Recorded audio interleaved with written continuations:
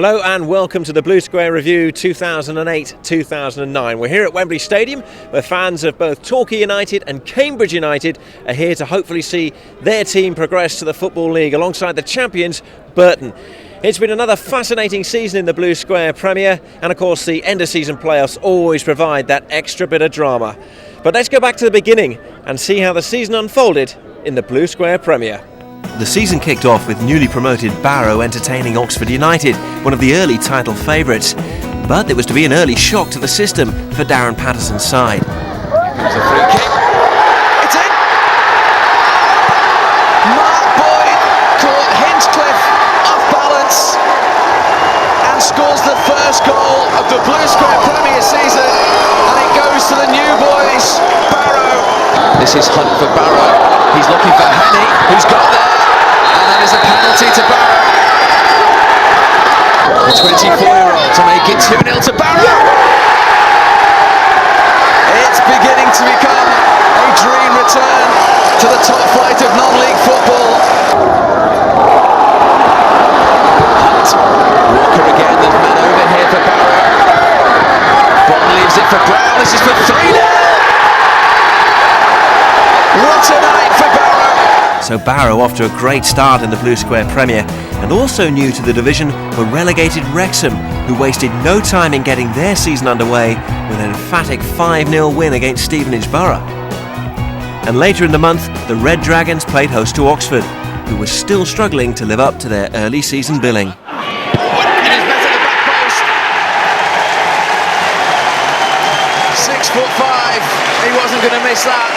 Steve Evans, it had been coming for Wrexham. They've finally broken Oxford down. That was a good game, and credit to them, they made us think. They changed their system, very aggressive in the second half, even with a man down, and we had to dig in. And in fairness, you know, they could have sneaked a point at least, because the keeper, as I say, pulled off 2 good saves. The other team relegated from the Football League along with Wrexham were Mansfield Town, and after losing just one of their 6 games in August, the Stags were among the teams setting the pace at the top. Elsewhere, last season's playoff semi-finalists Torquay United were having an inauspicious start to the campaign.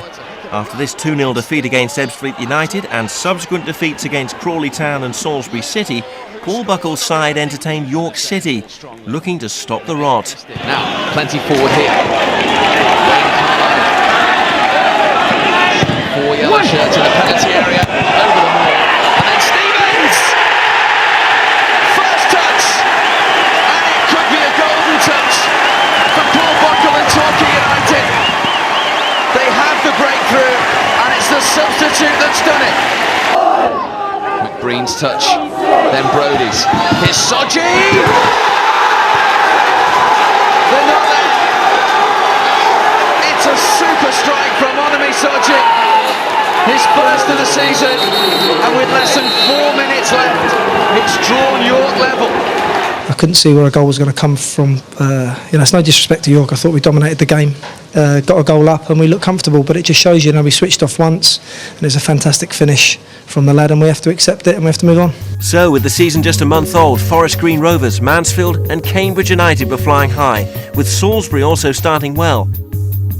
Torquay and Oxford both found themselves in the bottom half of the table, with Woking propping everyone up. The Blue Square Awards. Goal of the season. Michael Welsh had become somewhat of a master of these, having scored a similar strike in open play last season. Welsh shows outstanding awareness to beat Robert Beckwith from well inside his own half. Outrageous.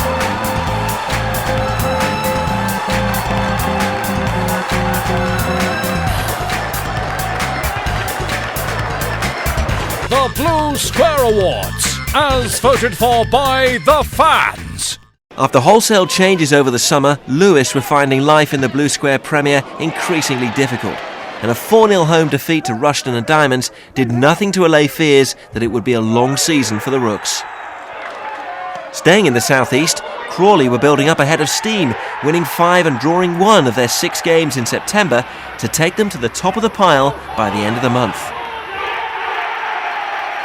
Stevenage were also in good form during September, but they needed Lady Luck on their side when they visited Grays Athletic looking to keep their unbeaten run going. There's a chance for Mitchell Cole for Stevenage.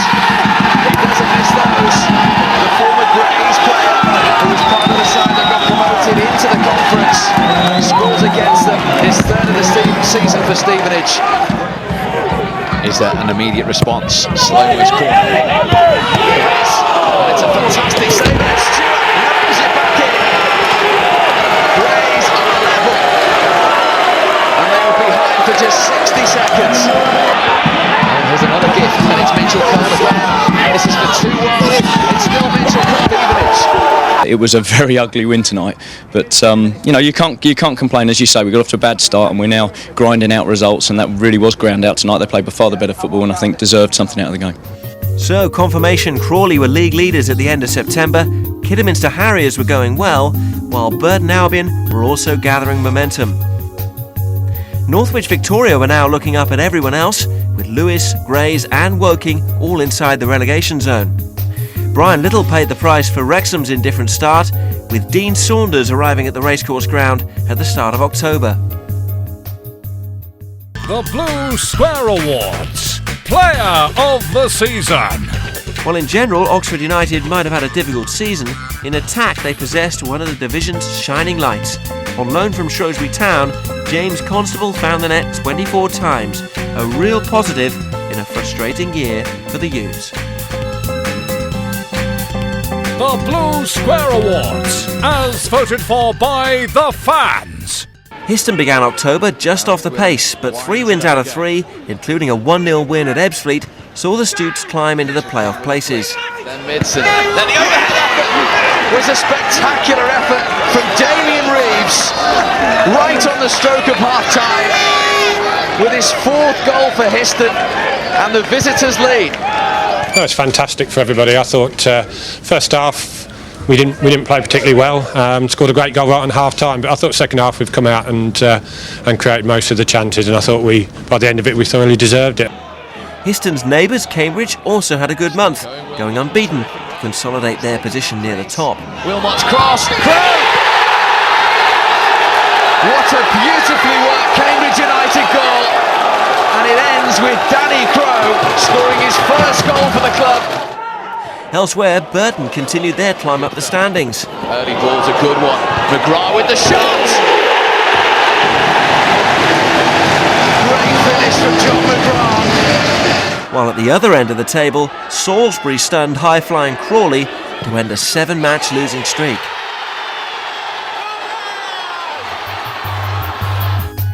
Kettering were now top of the pile, with Histon and Cambridge now perfectly poised in the chasing pack. Lewis continued to struggle and were rock bottom, while Grays, Northwich and Forest Green were also in trouble. The goals were on the tails of Kettering as the season entered November, and Paul Buckle's side consolidated their place in the top 3 by going unbeaten during the month. And as Kettering stuttered, Burton and Histon emerged as the new pace setters. Perhaps distracted by the FA Cup and the Setanta Shield, leaders Kettering went without a league win in November, a run that would cost them their place in the top 5 by the end of the month. Crawley also started to feel the pressure at the top and joined Kettering in their slide down the table. Instead, it was Histon who were making the running now at the top after winning all 4 of their Blue Square Premier games in November. They were joined at the top of the table by Burton, who went one better with 5 wins out of 5. At the foot of the table, Grays piled on Oxford's misery with a 2-0 victory, but then lost by the same score to fellow strugglers Lewis a week later.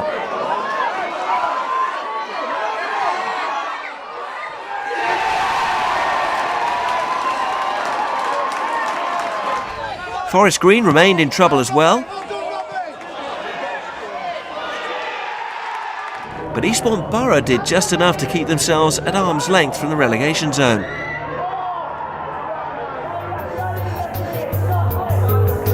Burton the leaders at the end of November then, with Histon and Torquay also in good form behind them. Kettering and Crawley were out of the playoff places altogether after a bad month.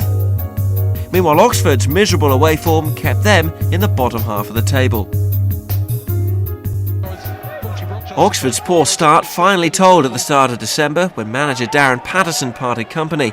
So Jim Smith took temporary charge as the U's looked to get their season back on track at Mansfield. Goal number 9 of the season, inside 9 minutes. Totally unmarked. And the visitors lead. Every player back. Nathan Arnold, restored to the starting lineup tonight for Mansfield, is back, and back with a stunning goal. Constable, useful. Jamie Guy on the chase. It's now Jamie Guy for Oxford, and still his second league goal for Oxford United restores their lead. The man on loan from Colchester, who they've struggled to just get on the pitch because of fitness, gets his second league goal. 2-1 Oxford. Yeah, and they've just gone now back to a 4-4-2.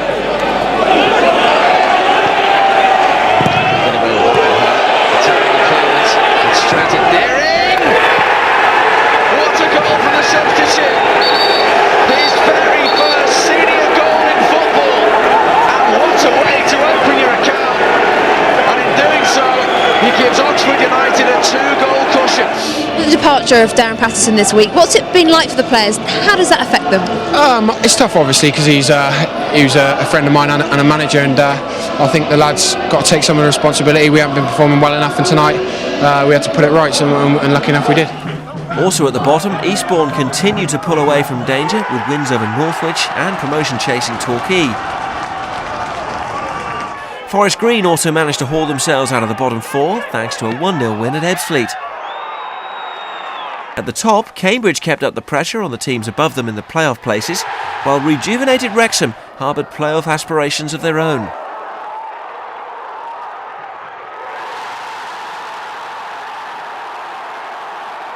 Meanwhile, Kidderminster remained in the chasing pack after a steady month.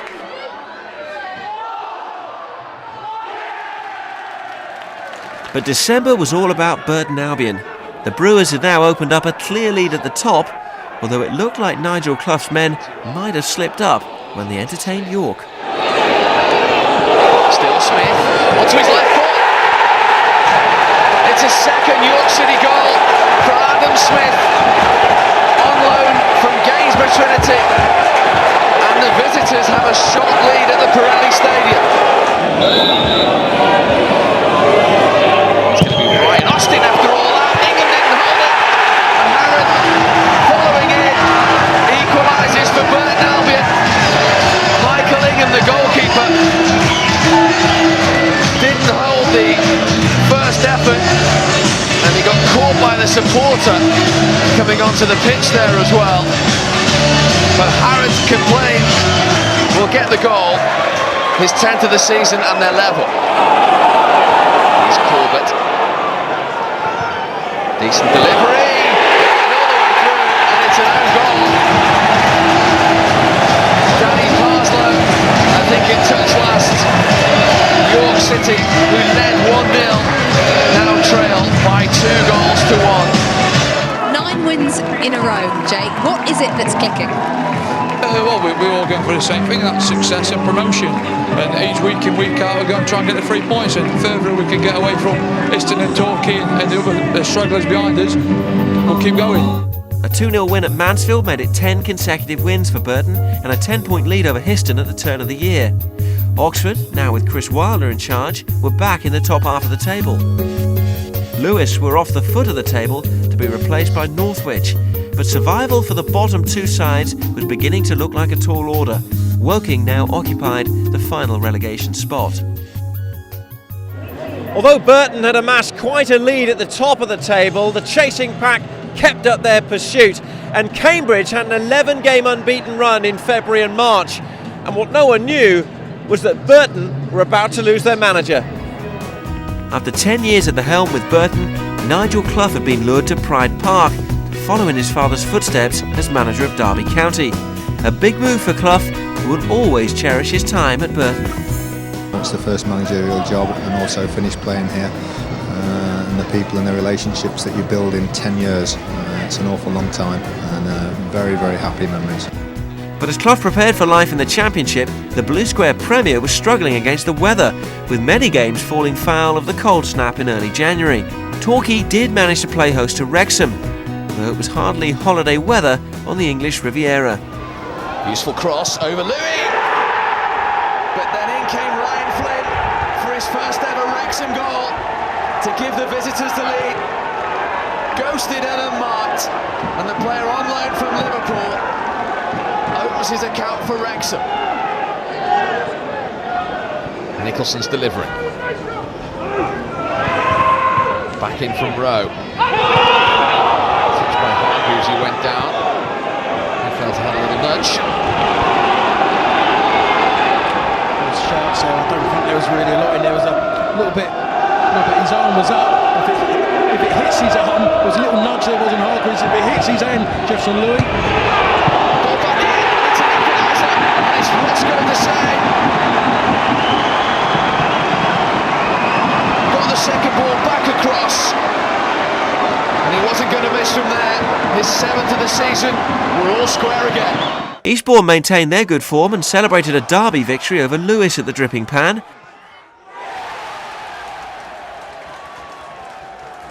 While at the top, Stevenage were on a roll, going unbeaten in January to propel themselves into the playoff places.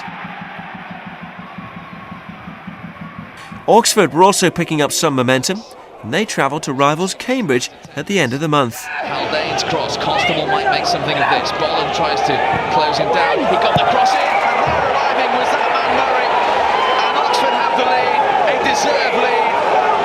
And it's Adam Murray, who scored against Cambridge earlier in the season, popping up for his 3rd goal of this campaign. Here's Carden. Paul Carden has produced an absolute stunner to draw Cambridge United level. His first goal since November 2006, and wasn't that worth waiting for? And for Oxford, the confidence is there. Is it a case of pushing on now, keeping this record going? Yeah, definitely. I mean, we had a bad start, but we've kind of picked up the last couple of months, and we've just got to keep that going now, and whatever comes, we've just got to try and get as many points as we can. So 4 wins and a draw moved Stevenage up to 3rd place, but Burton, now under the caretaker stewardship of Roy McFarland, had opened up a formidable lead at the top. Eastbourne's run of 4 wins from 5 took them up to 9th. Northwich remained on the bottom and were joined in the relegation zone by Grays. Salisbury and Barrow were also in trouble. The Blue Square Awards, blooper of the season. He won't thank us for this, but Crawley Town keeper Simon Rayner has a nightmare at his near post to give Salisbury City the lead. Definitely one to forget. The Blue Square Awards, as voted for by the fans. The cold weather continued to wreak havoc in February, and Ebbsfleet had most cause to be aggrieved. Leading Burton 1-0 with just over an hour played, referee Steve Creighton decided conditions were just too severe and abandoned the game, much to the chagrin of the Ebbsfleet players. While Burton were thanking their good fortune, Histon was setting about trying to claw back the Brewers' enormous lead at the top, point by point.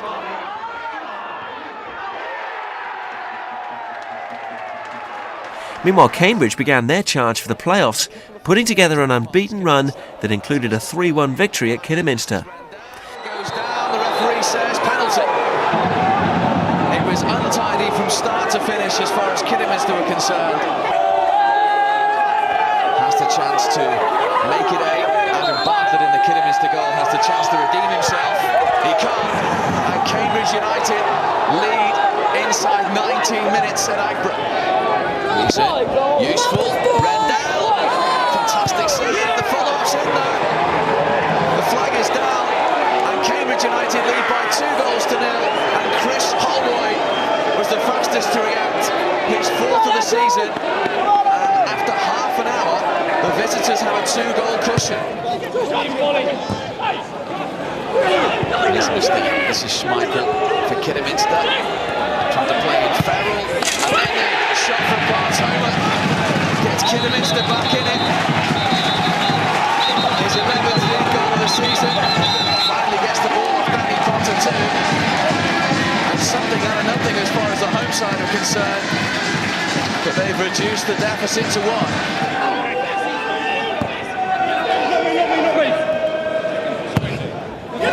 Gets over Brooklyn. It's a simple finish. It's a second for Holroyd, and it's a third for Cambridge United. They've punished Kidderminster with the ball across the face again, and their 2-goal lead is restored. We've got to start picking up points against the teams that are going to be up there come the end of the season. Kidderminster being one of them, and you know, we've got all the big ones to play coming up, and you know, we've got to take this performance into those games. Kettering still had several games in hand over the teams above them, and so the playoffs were still in sight. Their 1-0 win at Woking kept the Cardinals in trouble at the bottom. But result of the month, and the season in fact, had to be Rushden and Diamond's emphatic 9-0 victory at Weymouth. Not a good day in Dorset. So Histon had begun to claw back some of Burton's points, and they also had games in hand. Cambridge were back in the mix now, while Wrexham and Kidderminster were also in with a shout. Lewis were back at the foot, while Barrow had joined them in the bottom 4. Ebbsfleet, who had denied the victory against Burton, was still in danger of being dragged into the relegation dogfight. March got underway with a mouth-watering encounter between Histon and Cambridge. As if local bragging rights weren't enough, it was also second against third in the Blue Square Premier.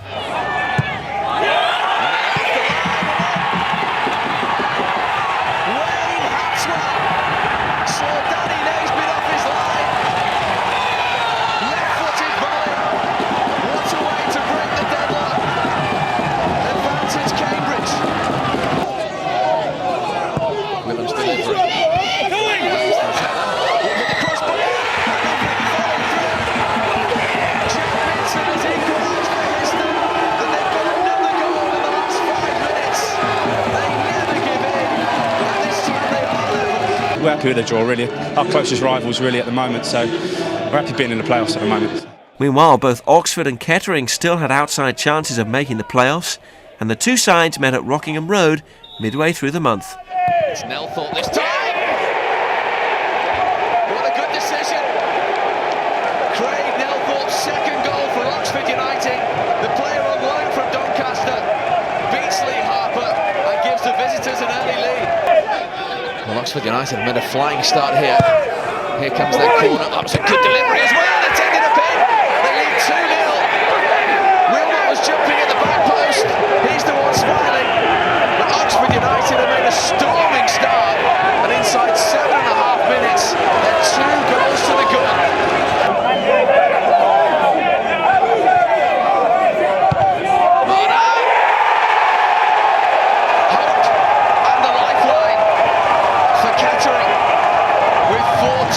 To go. They've reduced the deficit. Game on. So Oxford kept their playoff dreams alive, while at the bottom, Barrow gave their survival bid a massive boost with a 3-0 win at struggling Weymouth. But time finally ran out for bottom side Lewis after losing to fellow strugglers Barrow. Results a few days later ensured that the Rooks were the first team to be relegated from the Blue Square Premier. Cambridge were really on a roll now and looked the most likely to catch Burton. Oxford, Kettering and Kidderminster were all still hoping they could catch Stevenage in the final playoff spot. Confirmation that Lewis had fallen through the trapdoor, and it was going to take a gargantuan effort from Northwich to avoid joining them. So the season reached its final month and there was still so much to play for. Having surrendered their once enormous lead at the top of the table, Burton were looking over their shoulders at the likes of Histon, Torquay and Cambridge. Lewis were already down, but the battle was on to avoid being one of the 3 remaining relegated sides. Then, of course, there was the small matter of the end-of-season playoffs, culminating here at Wembley Stadium. We'll start at the bottom, where Northwich produced an admirable late surge to try and avoid the drop, but it was too little too late for the Vic, and they'll be in the Blue Square North next season. Woking were next through the trapdoor, a 2-2 draw with Mansfield, not enough to keep their survival hopes alive.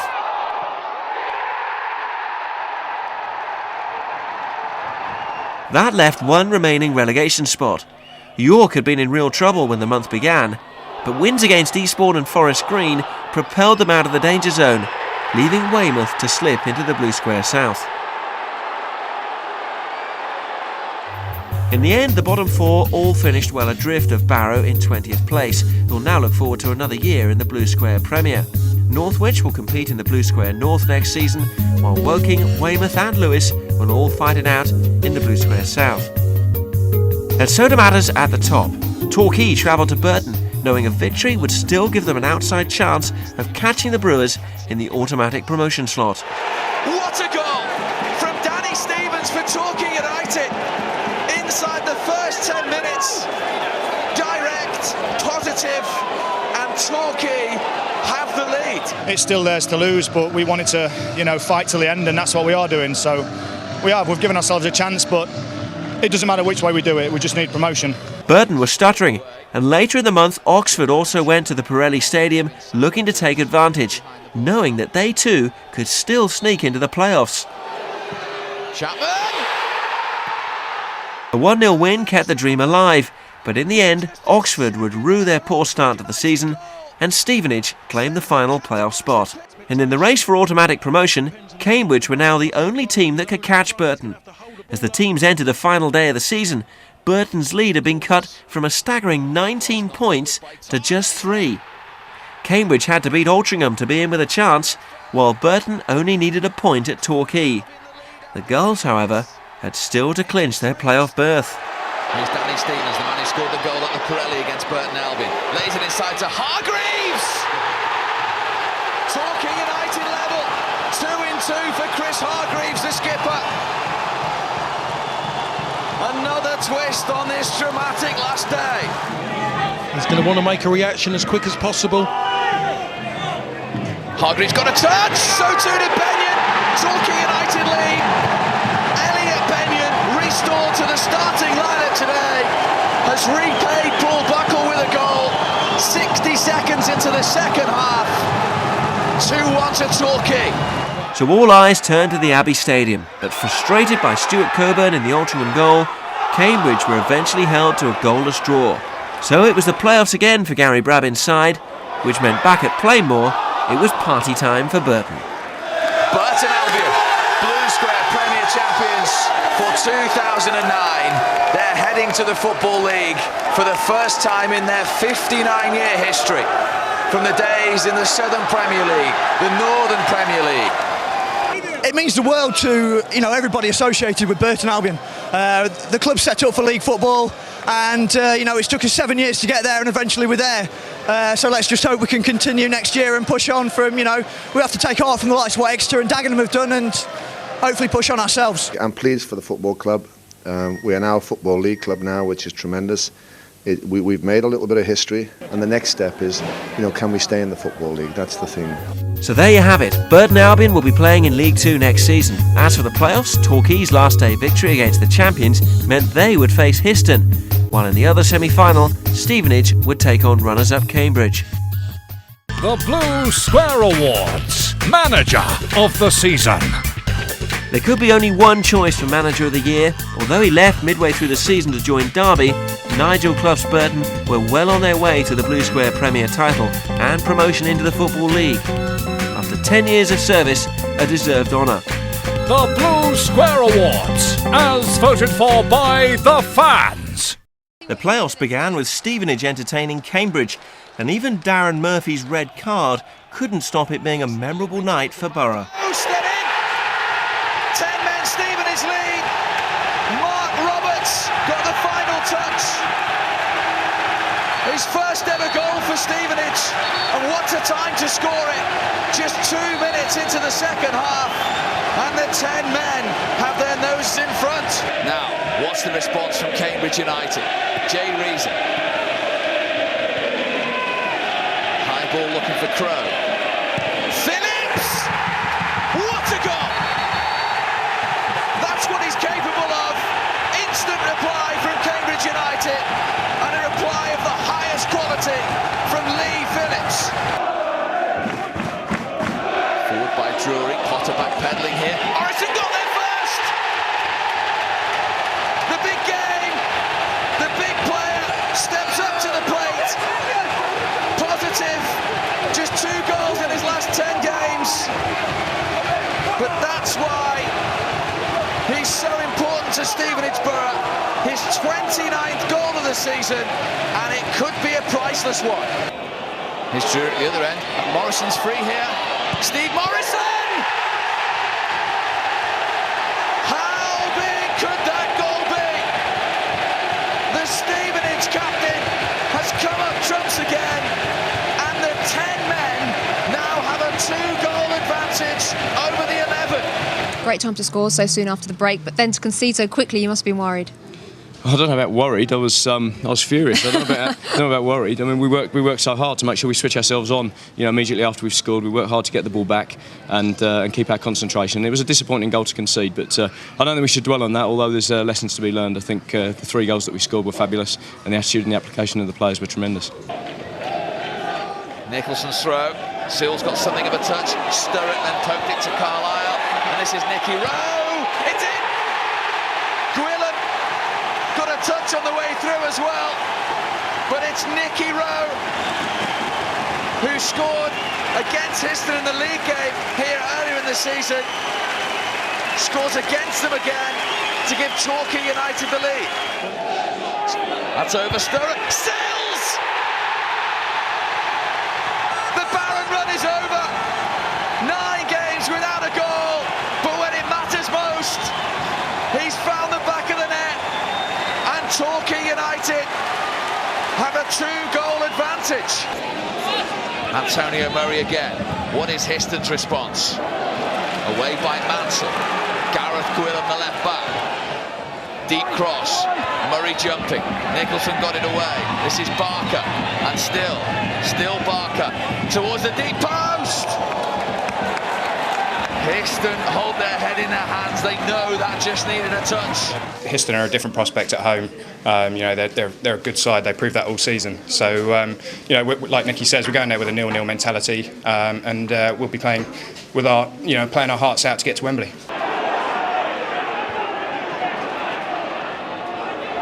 Phillips. Now Robbie Wilmot. Rendell making the run in towards the near post. Courtney Pitts in there as well. It's taken a deflection, but it's game on. Robbie Wilmot with the goal that gives Cambridge hope, and Stevenage rocked. Their deficit is hard. Jay Reason standing over this free kick for Cambridge. Bolland amongst those forward, and he's headed down. It's in. Rendell back in the side, back amongst the goals, and Cambridge are back in business. All square and aggregate. Jay Reason, back for Carden, good save, Rendell! In the 119th minute, Scott Rendell gives Cambridge the aggregate lead. They're seconds away from Wembley, and Stevenage are seconds away from elimination and another season in the Blue Square Premier. So it was Cambridge who were celebrating and hoping to banish the disappointment of last year's defeat against Exeter. Gary, talk to me if you can about what is going through your mind at the moment after that afternoon.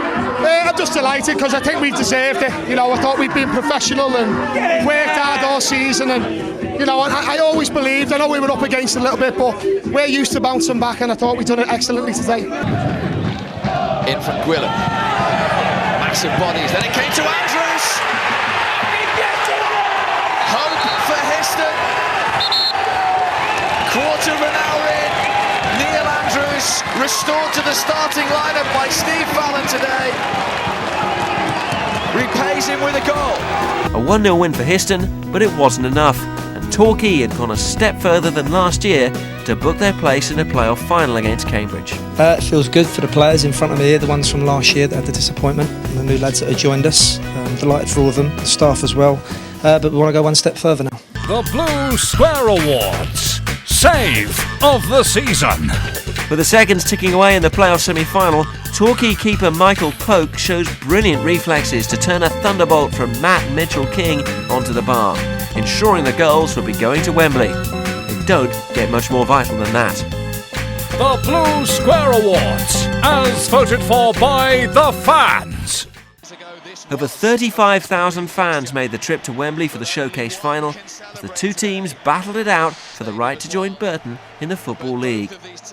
As a substitute in the penultimate league game at Barrow, Michael Poke, having lost his place through injury earlier in the season. Benyon, here's Hargreaves, chance for Torquay! Chris Hargreaves, the captain, the man who's never got through a playoff campaign in his career, has broken the deadlock after 35 minutes. As well, what a wonderful ball to him by Wayne Carlisle, and it's actually the right foot of Chris Hargreaves, which must be a rarity as well. But it was a foul initially, I think, from Paul Carden. Just see the foul just coming up on Bennion as well. Just cuts across the player, and there it comes. It's the right foot.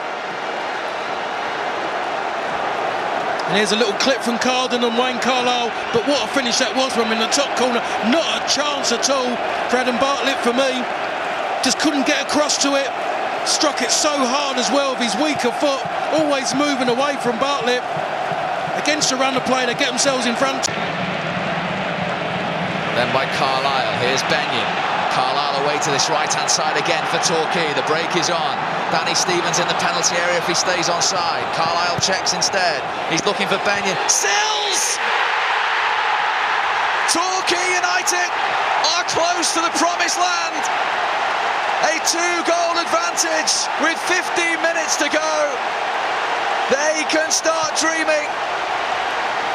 Tim Sills, the man in the mask, with a Wembley goal. Well, when it matters, it's all about delivery, and what a wonderful delivery that was from Wayne Carlisle. Yes, it was good, intelligent play by Elliot Bennion, just holding up the ball slightly, waiting for Wayne Carlisle to get wide of him. But Wayne Carlisle, as he gets it, he looks up, spots the run, and what a run it was from Tim Sills, but what a better header as well. And we talked about his heading ability. Absolutely perfect it was from Tim Sills. Knew exactly where he wanted to put it, and not a chance for Adam Bartlett at all in that goal. Full stretch, could not get anywhere near it. Look at the way he just guides it into that corner. After 2 years away, Torquay United are back in the promised land that is the Football League. Now, Torquay United are back in the Football League after 2 years away, and the celebrations can really begin. So after disappointment in the playoffs last year, Torquay United finally booked their place in the Football League for next season. For Cambridge, disappointment here at Wembley for the second year running, but now the Torquay players can look forward to joining Burton Albion in League 2. That's it for our review of the season. We hope you've enjoyed it. It's been a roller coaster ride, and there's sure to be more thrills and spills along the way next time round. But for now, enjoy the summer, and we'll see you next season in the Blue Square Premier.